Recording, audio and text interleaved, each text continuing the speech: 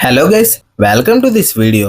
So ఈ వీడియోలో iron heart episode 4 explanation ఏంటో చూసేద్దాం. ఈ ఎపిసోడ్ లో మాత్రం అనిమేజబుల్ సీన్స్ గానీ సస్పెన్స్ సీన్స్ గానీ కొంచెం ఎక్కువగానే ఉన్నట్టు అనిపిస్తుంది. ఈ ఎపిసోడ్ ఎక్స్ప్లెనేషన్ మీరు చూసే ముందు మీరు ఇంకా iron heart previous episode explanation గురించి తెలుసుకోవాలి అనుకుంటే ఆ వీడియోస్ కి సంబంధించిన లింక్స్ అనేవి కింద డిస్క్రిప్షన్ లో ఉంటాయి. ప్లీజ్ తప్పకుండా ఒకసారి వాచ్ చేయండి. ఇంక ఎక్స్ప్లెనేషన్ వీడియో స్టార్ట్ చేసేద్దాం. ఆమె Marvel insider, welcome to my channel. On previous episode ending లో జాయ్ నుండి రీరీ తీసుకొచ్చిన బయోమెష్ గ్రీన్ హౌస్ దగ్గరలో పడడం వల్ల రీరీ ఎక్కువగా భయపడుతూ ఉండడం అండ్ మెఫిస్టో ద్వారా జాన్ చావుకి కారణం ఎవరు అనేది కూడా పార్కర్ కి ఎగ్జాక్ట్ గా తెలిసిపోతూ ఉంటుంది. ఇంక ఈ ఎపిసోడ్ విషయానికి వస్తే ఈ ఎపిసోడ్ స్టార్టింగ్ లో పార్కర్ అండ్ జాన్లు కలిసి వాళ్ళు ఫస్ట్ గా చేసిన ఒక రాబరీ సీన్ మనకు చూపిస్తారు. అంటే ఇది పాస్ట్ లో జరిగే సీన్. ఈ సీన్ టైంలో జాన్ కి ఉన్న ఎక్స్పీరియన్స్ కూడా పార్కర్ కి లేదని చెప్పాలి. ఇంకా చెప్పాలంటే ఆ టైంలో పార్కర్ చాలా భయపడుతూ ఉండేవాడు. ఇదంతా కూడా పార్కర్ ఇమాజిన్ చేసుకుంటూ ఉంటాడు ఆఫ్టర్ జాన్ చనిపోయాక పార్కర్ టీమ్ లో ఉన్న వాళ్ళందరూ కూడా వాళ్ళు జాన్ చనిపోవడం వల్ల ఎలా ఫీల్ అవుతున్నారు అనేది వాళ్ళందరూ కూడా షేర్ చేసుకుంటూ మాట్లాడుకుంటూ ఉంటారు. అయితే పార్కర్ కి రీరీ మీద డౌటే ఉంది కానీ వాళ్ళు మాట్లాడుకునే టైంలో కూడా పార్కర్ టీంలో ఉన్న వాళ్ళందరూ మనసులో ఏమనుకుంటున్నారు, ఎలా ఫీల్ అవుతున్నారు అనేది అంతా కూడా గమనిస్తూ ఉంటాడు. ఆ టైంలో రీరీ మాత్రం కొంచెం అబ్నార్మల్ గా బిహేవ్ చేస్తూ ఉంటుంది. లైక్ భయపడుతున్నట్టుగా, అది కవర్ చేసుకోవడానికి ట్రై చేస్తున్నట్టు. ఇదంతా అయిపోయాక పార్కర్ వచ్చి తన నెక్స్ట్ ప్రోగ్రామ్ ఏంటి, ఏం చేయాలి అనుకుంటున్నారు అనేది అంతా కూడా టీమ్ లో వాళ్ళకి చెప్తూ ఉంటాడు. తర్వాత రీరీ ఆ టైంలో నేనేం చేయాలి అని అడుగుతుంది. దానికి పార్కర్ కూడా కొంచెం వేర్ లూస్ గా రీరీని చూస్తూ నీకోసం కూడా ప్లాన్ చేశా అని చెప్తాడు. అలా రీరీ ఇంటికి వచ్చాక పార్కర్ హుడ్ పీస్ ని తీసుకొని దాన్ని స్టడీ చేయడానికి ట్రై చేస్తూ ఉంటుంది. నాడ్లీ వచ్చి దాని గురించి అడిగినప్పుడు అసలు పార్కర్ కోడ్ కి పవర్ సోర్స్ అనేది లేదు, కానీ ఏ ప్లేస్ లో ఉన్నప్పటికీ కూడా కోడ్ పవర్ ని ప్రొడ్యూస్ చేస్తూ ఉంటుంది. అసలు ఇది ఇంపాసిబుల్ కదా అని రీరీ నాట్ తో అనుకుంటూ ఉంటారు. అండ్ నెక్స్ట్ రీరీ మాట్లాడుతూ పార్కర్ నన్ను వేడ్ లుక్స్ గా చూస్తూ ఉన్నాడు, ఐ థింక్ తనకి తెలిసిపోయి ఉండొచ్చు తను ప్లాన్ చేస్తున్నాడు అని రీరీ నాట్లీతో అంటుంది. ఆ టైంలో డోర్ నాక్ చేస్తూ ఉన్న సౌండ్ వినిపిస్తుంది. తను రోని వస్తుందని రీరీ హుడ్ ని తీసి దాచిపెడుతుంది. రోని వచ్చి నాతో ఏమన్నా చెప్పాలనుకుంటున్నావా లేదా ఏదన్నా నా నుండి దాస్తున్నారా అని దాని గురించి అడిగేసి సరే నేను బయటికి వెళ్తున్నానని అక్కడ నుంచి వెళ్ళిపోతుంది. రోని వెళ్ళాక రీరీ ముందు హుడ్ మాయమైపోతుంది. అది చూసి రీరీ చాలా షాకింగ్లీ ఓ మై గాడ్ తను ఎక్కడే ఉన్నాడు అని వాళ్ళ అమ్మని సెక్యూర్ చేయడానికి ట్రై చేస్తుంది. బట్ కొంతసేపు తర్వాత నాట్లీ చూస్తుండగా హుడ్ మళ్ళీ నార్మల్ స్టేజ్ కి వచ్చేస్తుంది. అది చూసి వాళ్ళు కొంచెం కూల్ గా ఫీల్ అవుతారు. ఆ టైంలో నాట్లీ మాట్లాడుతూ షూరీకి ఈ విషయం గురించి హెల్ప్ అడగొచ్చు కదా అని రీరీతో దానికి రీరీ ఏమని చెప్పాలి, నేను ఒక రాబరీ గ్యాంగ్ లో జాయిన్ అయ్యానని, దోచుకుంటూ ఉన్నానని వాళ్ళతో చెప్పాలా, ఇంకా నేను చేసిన ప్రాబ్లం వల్ల వాళ్ళ నుంచి తప్పించుకోవడానికి షూరీని వెళ్ళి హెల్ప్ అడగాల అని రీరీ నాట్లీతో అంటూ ఉంటుంది. ఇంక తర్వాత జాయ్ ని కలిసి అసలు ఏం జరిగింది అనేది తనకే స్వయంగా చెప్పాలి అని రీరీ అనుకుంటుంది. ఇంకా రీరీ తనుండే ప్లేస్ నుండి జాయ్ ఉండే ప్లేస్ కు వచ్చినప్పుడు జాయ్ ని పోలీసులు అరెస్ట్ చేసి తీసుకెళ్లారు అని నేబర్హుడ్ చెప్తుండగా వింటుంది. ఇంకా అలా విన్న తర్వాత రీరీ కూడా ఫోన్ యూజ్ చేసి ఛానల్స్ లో టెలికాస్ట్ అవుతున్న వీడియోస్ ని చూస్తూ ఉంటుంది. ఆ టైంలో జాయ్ ఒరిజినల్ ఐడెంటిటీ జేక్లీ స్టెయిన్ అని, తను ఒబిడే స్టెయిన్ యొక్క కొడుకు అనే విషయం అందరికీ కూడా తెలిసిపోతూ ఉంటుంది. జేక్ గురించి తన ఫాదర్ ఒబిడే స్టెయిన్ గురించి న్యూస్ లో ఎలా మాట్లాడుతూ ఉంటారంటే ఆ టైంలో జేక్ ఒక ఎమోషనల్ స్టోన్ నుండి ఫీలింగ్స్ లేని స్టోన్ గా మారిపోయినట్టుగా అర్థమవుతుంది. ఇంకో సైడ్ ఏమో జేక్లీ స్టెయిన్ గురించి పార్కర్ టీమ్ లో ఉన్న వాళ్ళందరూ కూడా మాట్లాడుకుంటూ అసలు మన ప్లాన్ లోకి తను ఎప్పుడు ఎంటర్ అయ్యాడు, తను ఎలా ఈ కేసులో ఉన్నాడు అనే విషయం గురించి అందరూ క్వశ్చన్ రైజ్ చేస్తూ ఉంటారు. ఇంకా పార్కర్ కూడా అప్స్టేర్స్ లో ఉంటూ టీవీని చూస్తూ ఈ విషయాన్ని అంతా కూడా తెలుసుకుంటూ ఉంటాడు. ఇలా జరిగిందని తెలుసుకుని రీరీ ప్రిజం కి వెళ్లి జేక్ ని వెళ్లి కలుస్తుంది. అక్కడ జేక్ అయితే కనీసం రీరీ మాటలు వినే మూడ్ లో కూడా లేడు.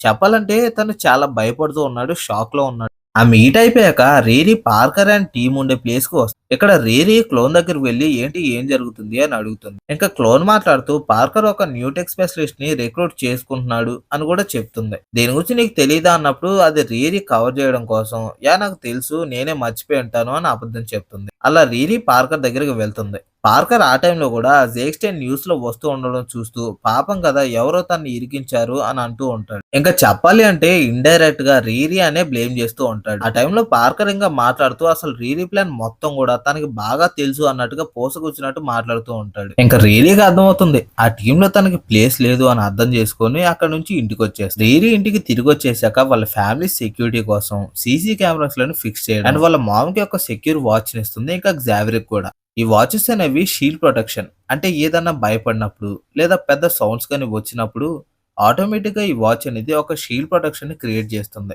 ఇంకా గ్జావియర్ కూడా రీరీ వాచ్ ఇచ్చి వెళ్ళిపోయేటప్పుడు తిరిగి మళ్ళీ వచ్చి నేను మంచిదాన్నేనా, నా మీద నీ ఒపీనియన్ ఏంటి అని గ్జావియర్ అడుగుతుంది. గ్జావియర్ కూడా రీరీ గురించి ఏమనుకుంటున్నాడో చెప్తాడు. ఇంకా రీరీ ఇంటికొచ్చేస్తుంది. తర్వాత ఒక హాఫ్ అన్ అవర్ నిద్రపోవాలి అనుకుంటుంది. బట్ తనకి ప్రియమైన వాళ్ళని పార్కర్ ఏదైనా చేస్తాడు అని భయపడి రీరీ లేచి సీసీ కెమెరాస్ లో చెక్ చేస్తూ తన సూట్ ని వేసుకుని ఆటోమేటిక్ గా నిద్రపోతుంది. ఒక్కసారిగా పెద్ద సౌండ్స్ వినిపించడంతో రీరీ తన మామూలు డోర్ ని పగలగొట్టుకుని లోపలికి వెళ్లి ఏం జరిగింది అని అడుగుతుంది. రోనీ ఆ టైంలో మూవీ చూస్తుంటుంది యాక్చువల్లీ. బట్ కాకపోతే ఆ సౌండ్స్ అనేవి మూవీలో వచ్చే సౌండ్. ఆ మూవీలో వచ్చిన హెవీ సౌండ్స్ దెబ్బకి షీల్డ్ అనేది యాక్టివేట్ అయిపోతుంది. ఇంకా రోనీ తర్వాత రీరీని కూర్చోబెట్టి మాట్లాడుతుంది. అప్పటికీ కూడా రీరీ అసలు విషయం ఏంటి అనేది వాళ్ళ మామకి చెప్పకుండా కవర్ చేస్తూ, నా వర్క్ వల్ల స్ట్రెస్ గా ఫీల్ అవుతూ ఉన్నా, ఏదన్నా ఆయుర్వేదిక్ ట్రీట్మెంట్ తీసుకోవాలి అని అంటూ ఉంటుంది.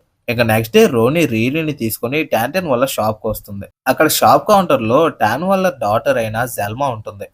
ఇక్కడ నుంచి కొంచెం ఇంట్రెస్టింగ్ గా సాగుతూ ఉంటుంది ఎపిసోడ్.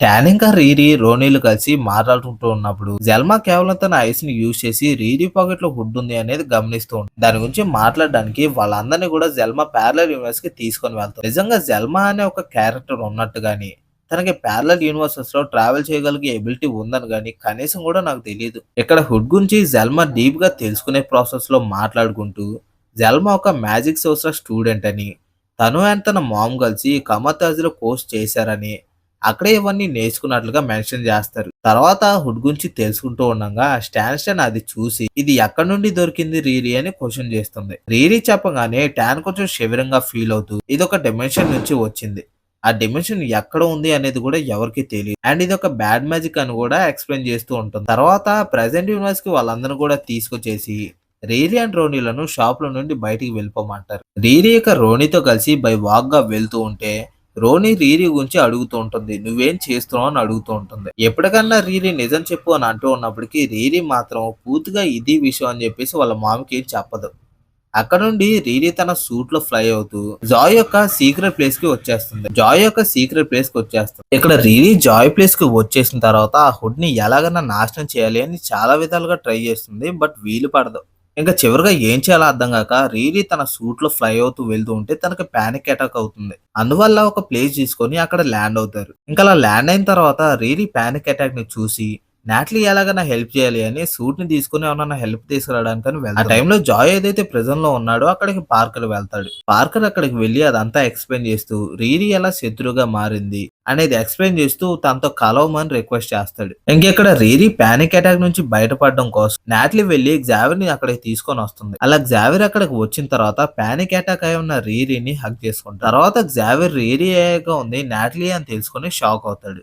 అండ్ రీరీ ఇలా చేసినందుకు కోపడుతూ రీరీ ఇచ్చిన వాచ్ ని అక్కడే వదిలేసి వెళ్ళిపోతాడు. గ్జావియర్ మాటలకు బాధపడిన నాట్లీ కూడా అక్కడ నుండి సూట్ తో ఇంటికి వెళ్ళిపోతుంది. ఇక్కడ ప్రెజెంట్ లో ఏమో పార్కర్ నూనాతో గ్రూప్ లో జాయిన్ అవ్వాలి, అక్కడ నుండి బయటపడాలన్నా, రీరీ మీద పగ తీర్చుకోవాలన్నా, లైట్స్ ఆఫ్ చేసే టైంలో నువ్వు నా ప్లేస్ కి రావచ్చు అని జాయ్ కి పార్కర్ చెప్పిన మాటలు గుర్తు వస్తాయి. లైట్స్ ఆఫ్ చేశాక అదే ఫాలో అవుతూ పార్కర్ టీమ్ లో ఉండే మెంబర్స్ దగ్గరికి జాయ్ వెళ్తాడు. పార్కర్ ఏమో ఇక్కడ జాన్ ఇంకా తను కలిసి ఉన్న ఒక వీడియో ఫుటేజ్ ని చూస్తూ ఉంటాడు. అండ్ ఆ టైంలో జేక్ ఏమో తనను తాను అప్గ్రేడ్ చేసుకోవడానికి రెడీ అవుతూ ఉంటాడు.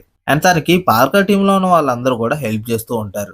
ఈ ఎపిసోడ్ ఎండింగ్ చివరగా పార్కర్ తన టీమ్ తో జాన్ జావ్ కి రీరీయే కారణం, తన మీద ఎలాగన్నా పగ తీర్చుకోవాలి అని ఆ టీమ్ తో అంటాడు. అక్కడతో అయితే ఎపిసోడ్ ఎండ్ అవుతుంది. వీళ్ళకి నెక్స్ట్ ఎపిసోడ్ అయితే చాలా ఇంట్రెస్టింగ్ గా ఉండబోతుంది అని అర్థం అవుతుంది. ఈ ఎపిసోడ్ తో అయితే ఇంకొక విలన్ పుట్టుకొచ్చాడు. రోమన్స్ ప్రకారం నెక్స్ట్ ఎపిసోడ్ లో మెఫిస్టో ఎంట్రీ ఉండబోతుంది. మరి చూద్దాం ఎలా ఇవన్నీ జరగబోతున్నాయో, రీరీ మీద వాళ్ళందరూ ఏ విధంగా పగ తీర్చుకోబోతున్నారు. ఇవన్నీ తెలుసుకోవాలి అంటే, ఈ ఎక్స్ప్రెషన్ వీడియోస్ మిస్ అవ్వకుండా ఉండాలి అంటే ప్లీజ్ మన ఛానల్ ఫాలో అవుతూ వీడియోస్ ని చూస్తూ ఉండండి. So that's all for this episode explanation guys. ఈ ఎపిసోడ్ ఎక్స్ప్లెనేషన్ మీకు ఎలా అనిపిస్తుందో ప్లీజ్ తప్పకుండా కామెంట్ చేసి చెప్పండి. అండ్ ఇంకా మీరు ప్రీవియస్ ఎపిసోడ్ ఎక్స్ప్లెనేషన్ గురించి తెలుసుకోవాలి అనుకుంటే వాటికి సంబంధించిన లింక్స్ అనేవి కింద డిస్క్రిప్షన్ లో ఉంటాయి. ప్లీజ్ తప్పకుండా ఒకసారి వాచ్ చేయండి. Once again thanks for watching this video. And ఈ వీడియో మీకు నచ్చితే ప్లీజ్ లైక్ చేయండి, షేర్ చేయండి, ప్లీజ్ మన ఛానల్ సబ్స్క్రైబ్ చేయండి. Once again, thanks for watching this video, and I don't end this video without saying Excelsior.